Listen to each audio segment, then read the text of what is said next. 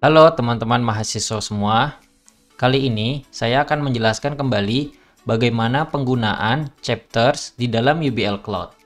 Ini adalah tampilan untuk mata kuliah UBL Indonesia.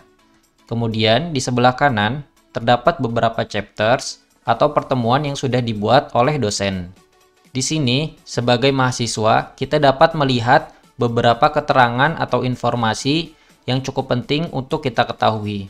Pertama adalah status chapter yang terletak di samping nomor chapter. Untuk status chapter, di sini kita dapat melihat expire dan juga aktif.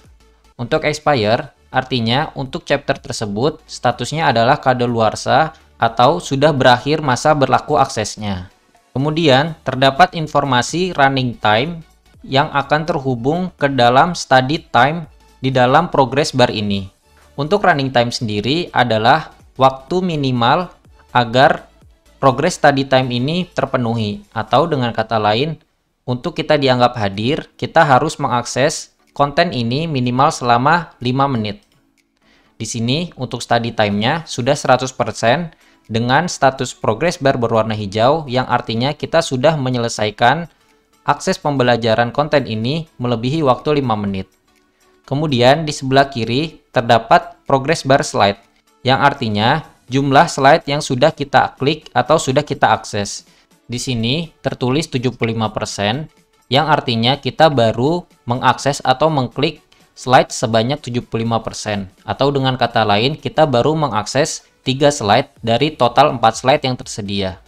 Kemudian di bagian bawah terdapat informasi kuis yang sudah kita kerjakan dan juga total dari keseluruhan kuis yang tersedia pada chapter tersebut. Di sini terdapat tulisan 1 yang sudah selesai atau yang sudah kita kerjakan dari total 4 kuis yang tersedia. Yang perlu diperhatikan oleh teman-teman mahasiswa semua adalah teman-teman mahasiswa harus menyelesaikan study time 100%, kemudian untuk slide juga 100%, dan juga sudah mengerjakan seluruh kuis yang diberikan oleh dosen. Untuk memeriksa secara detail, kita bisa masuk ke dalam chapternya, kita klik View Chapter, maka akan muncul informasi secara detail kuis, kemudian juga waktu mengakses, dan juga status, dan juga tugas, sehingga kita dapat mengetahui mana saja yang kita belum selesaikan. Di sini kita baru menyelesaikan 1 kuis dari total 4 kuis yang diberikan oleh dosen. Namun, yang perlu diperhatikan kembali adalah ketika status chapternya adalah expire dan terdapat konten viewer di sini, teman-teman ketika mengakses konten ini tetap tidak akan tercatat untuk running time-nya atau waktu mengaksesnya. Kenapa hal tersebut terjadi? Karena teman-teman harus memperhatikan end date di sini atau waktu berakhir konten tersebut diakses. Maka ketika statusnya expire, tetap saja teman-teman tidak akan tercatat untuk kehadiran waktunya. Sehingga untuk tombol content viewer ini hanya berfungsi untuk mereview atau melihat kembali pelajaran yang kita sudah pernah lakukan. Namun untuk kehadirannya atau running time dan juga study time-nya tidak akan tercatat oleh sistem. Jadi tidak akan bisa mengubah ya untuk status kehadiran teman-teman semua di UBL Cloud. Kemudian kita coba kembali lagi ke dalam tampilan mata kuliah UBL. Kemudian kita akan mencoba untuk melihat detail chapter nomor 2 ini. Kita klik View Chapter. Nah, di sini untuk tombol content viewer-nya hilang atau tidak muncul. Kenapa? Karena pertama, di sini sudah melebihi end date atau tanggal berakhir akses, kemudian status chapter-nya adalah expire. Dan untuk content viewer-nya tidak muncul karena dosen tersebut tidak mengizinkan kita sebagai mahasiswa untuk melihat kembali konten pembelajaran pada chapter 2 ini. Berbeda dari chapter pertama tadi ya, teman-teman mahasiswa masih dapat melihat konten dan bisa mempelajari kembali materi-materi yang sudah dilakukan sebelumnya.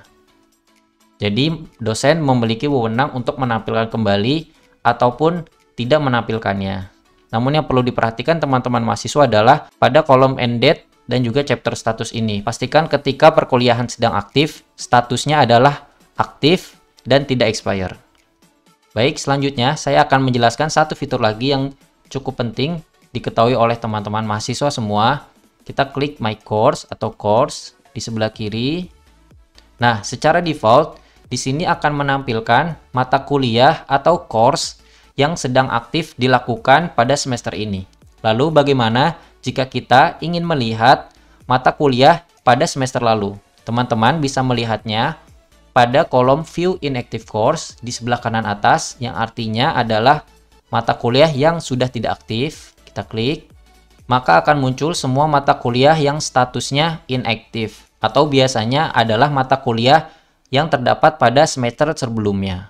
Jadi ketika teman-teman mahasiswa ingin mengakses materi ataupun mata kuliah pada semester sebelumnya, dapat mengklik tadi ya, tombol View Inactive Course. Bagaimana untuk kembali ke course atau mata kuliah yang aktif saat ini? Kita bisa kembali lagi, kita klik View Active Course di sebelah kanan, maka akan muncul mata kuliah yang sedang aktif pada semester ini. Jadi kita tinggal klik saja ya untuk View Inactive atau View Active Course.